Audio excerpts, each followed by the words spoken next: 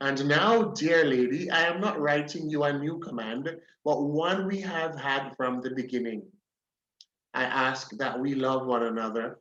And this is love, that we walk in obedience to his commands. As you have heard from the beginning, his command is that you walk in love. I say this because many deceivers who do not acknowledge Jesus Christ as coming in the flesh have gone out into the world. Any such person is the deceiver and the antichrist. Watch out that you do not lose what we have worked for, but that you may be rewarded fully. Anyone who runs ahead and does not continue in the teaching of Christ does not have God. Whoever continues in the teaching has both the Father and the Son. If anyone comes to you and does not bring this teaching, do not take them into your house or welcome them. Well, yeah, I just saw something there. But let me finish finish reading, and then I'll come back to it. Uh, I have much to write to you, but I do not want to use paper and ink. Instead, I hope to visit you and to talk with you face to face, so that our joy may be complete. The children of your sister, who is chosen by God, send their greetings. All right, so that's the text of Second John. All right, so what's this now? Some time back, I had you in groups discussing this matter of the teaching, the apostolic teaching of Jesus only, and you looked at one of the earlier verses, um, and we have also had some discussion about um, the seriousness that John applies to this matter of upholding the truthfulness, the authenticity of doctrine, of right doctrine. But when he says don't eat with them, because if you eat with them, you are actually sharing in their wicked work. But watch this now. He says, verse 9. All right. Anyone who runs ahead and does not continue in the teaching of Christ does not have God. All right? Stay with me. Whoever continues in the teaching has both the Father and the Son. If anyone comes to you and does not bring this teaching, do not take them into your house or welcome them. Anyone who welcomes them shares in their wicked work. Now, what teaching is John talking about? Anyone who comes to you and does not bring this teaching, you have to ask yourself, well, what teaching is he referring to? The answer is right there in the text. Whoever continues in the teaching has both the Father and the Son. And also further up, anyone who runs ahead and does not continue in the teaching of Christ. So he starts by saying, mentioning the teaching of Christ, and then he goes on to say, anyone who continues in the teaching of Christ, because that's the antecedent related to the subject. Anyone who continues in the teaching has both the Father and the Son. And then he says, if anyone brings another teaching, don't sit and have a meal with them. Don't welcome them into your house. Because if you welcome them, you are sharing in their wicked work. So again, just something for you to muse over and wrap your mind around it and really cross-examine this teaching of Jesus only. How does it square? How does it line up with the body of Scripture overall? Yeah? How does it line up? I'll leave that one to you. All right. So let's look at a little bit at the next chapter. Chapter heading, still with 2 John. Truth minus love, kissing with bad breath. Don't raise your hand. Don't raise your hand if you have ever been kissed by someone with bad breath. Or, or to flip the script on you. If you have ever kissed someone and you had bad breath, do not raise your hand. So the chapter title is Truth Minus Love is like kissing with bad breath. I first came upon the term in South Africa when I was studying at the Institute for Leadership and Community Transformation. The founder of the institute it's actually a quote from a Latin American theologian by the name of Ed Silvoso. Truth minus love is like kissing with bad breath. And the quote goes on to say, no matter how good a kisser you are, all they will remember is your bad breath. So what's the point here? What's the point of this chapter? That we must, emerging from this chapter, I'm arguing that we must strive after a balance between truth and love. Being able to tell someone the truth, but doing it in love. There is let me see if I find the reference. There is a lovely verse in one of Paul's writings where he speaks about speaking the truth in love. And let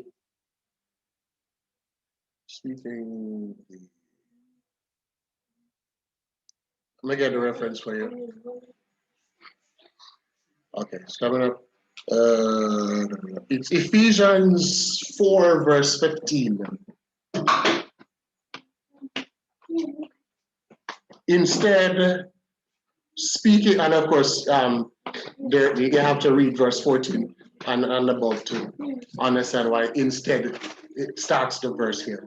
Instead, speaking the truth in love, we will grow to become in every respect the mature body of him who is the head of the church. I mean, let me open the actual Bible gateway. Come on. Here we go. Instead, speaking the truth in love, we will grow to become in every respect the mature body of him who is the head, that is Christ. All right, and so he's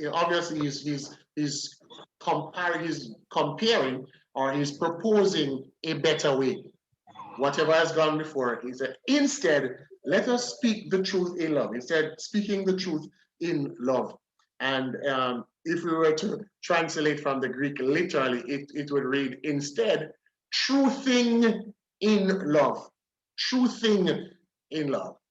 Speaking your truth in love. All right. So let's see how I explore that in this chapter based on 2 John. Well, before that, any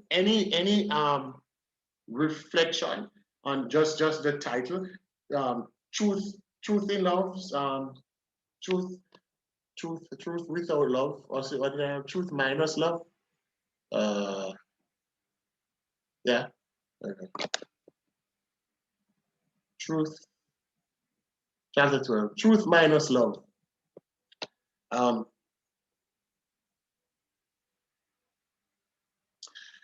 you know. I don't know if you've ever had an experience where um, what you are saying to the person is true and well-meaning and well-intentioned, but the person ends up being bruised by what you say. Anyone can relate to this? And the whole concept of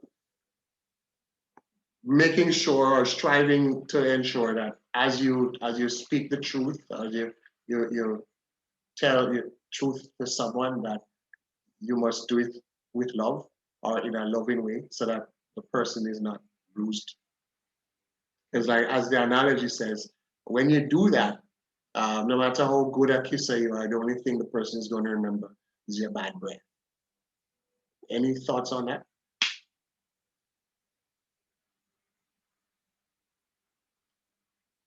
Or maybe a practical example.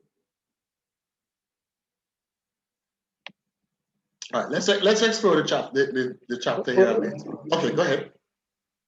Well, I know of persons. I mean, while growing up, they were of the view that as long as you tell the truth, nothing wrong with it, and they were very scarring in the way they express the truth. They shame persons with the truth, and you could see unfolding a bad relationship. Right. The person is so hurt, you can tell, and I've seen where persons don't talk to each other for quite a while because of how the truth was expressed, shaming each other.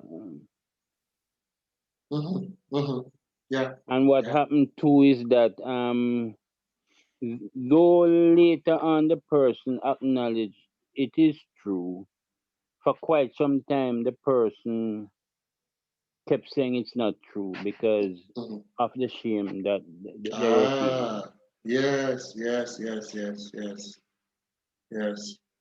Thanks, Ron. Thanks for sharing that. So true. Yes, true.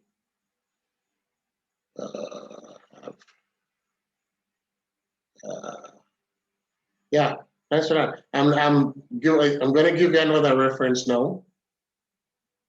This one from the Old Testament that conveys a similar idea. It's Psalm 85, verse 10. Mercy and truth are met together. Righteousness and peace have kissed each other. Psalm 85, verse 10. Mercy and truth have are met together. So it's a similar idea. We're going to use the word bruising, yeah, and scarring. So there is a truth to be communicated, but are you able to temper it with mercy? And a brilliant example of this in the life of Jesus, from the life of Jesus, is John 8, the opening of John 8, verses 1 to 12, the account of woman, the woman taken in adultery. A very peculiar passage in many respects. Yeah. Uh, the manner in which Jesus dealt with that situation as a perfect example of mercy and truth meeting, peace and righteousness kissing each other. So he maintained the truthfulness of the fact that the woman had transgressed. Of course, not by herself. Um, and some I've heard some preachers go as far as to say that the very man that she was in the act with may have ran around the corner and come back in the crowd with stones in his hand, trying to, as part of the crowd, eager to stone her as a way of blending in, into the crowd. Possibly. We don't know. Yeah, but he upheld the truth, but an absolutely brilliant display of mercy, or you may call it grace. So it is this. That's the whole idea behind the chapter title. That was one of the things that I lifted up from John's second epistle.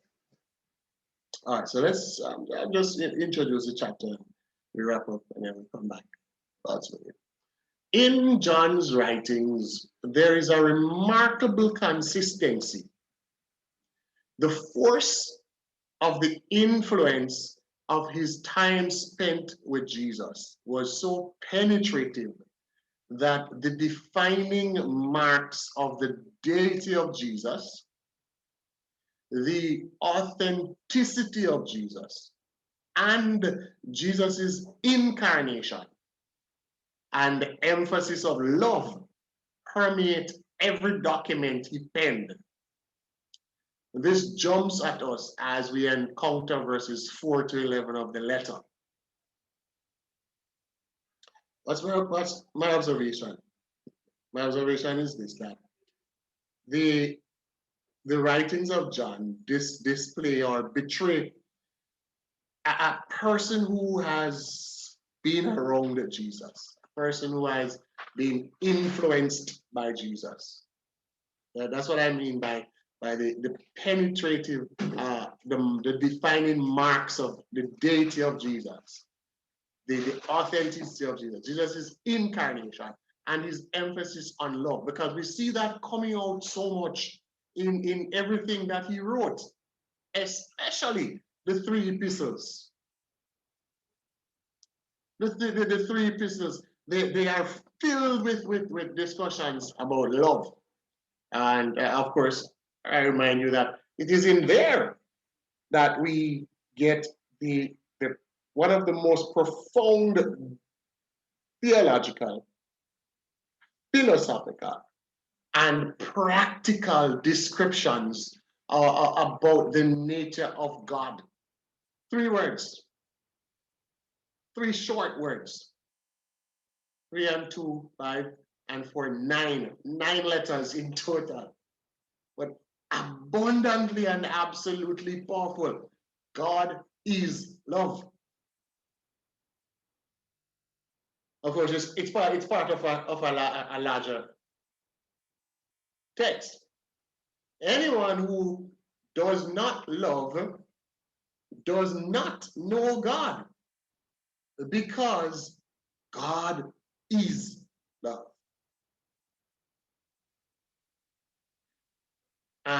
Beloved, from the King James, beloved, let us love one another, for love is of God.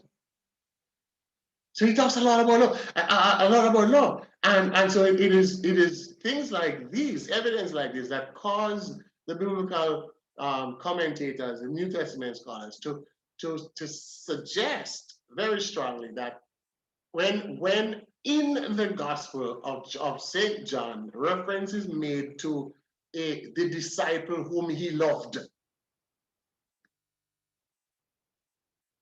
that it was John. And that it was John that he handed his mother's care into. And it was John that he passed on the maternal supervision of that disciple, that it was John.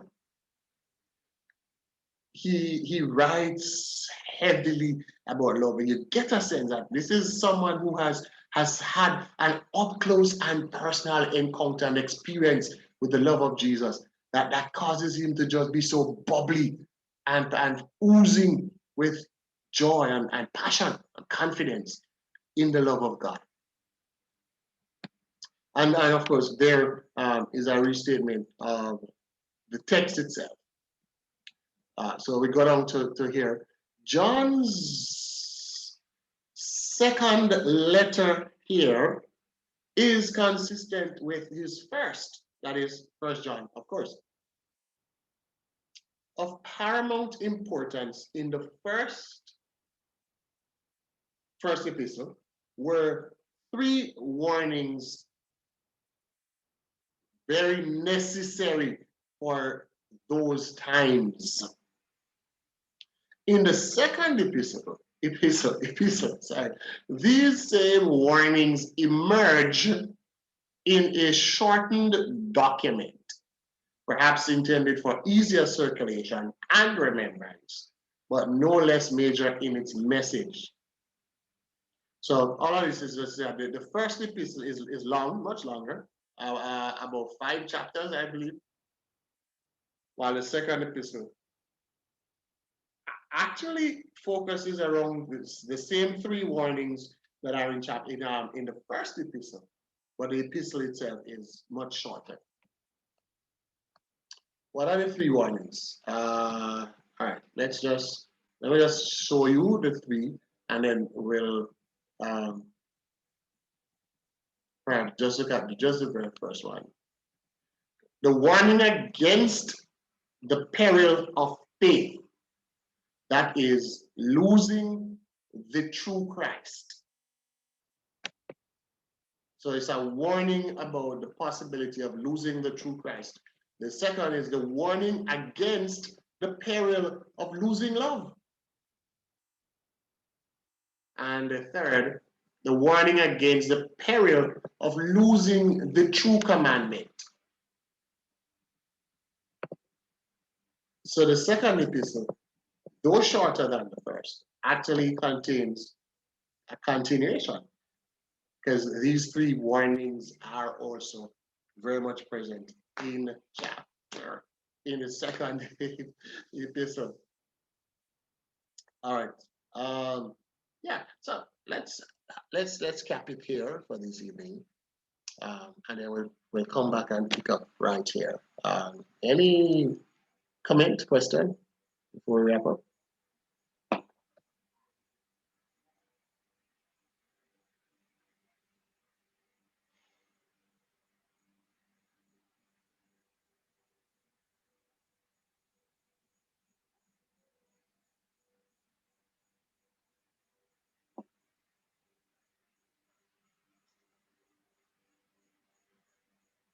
All right.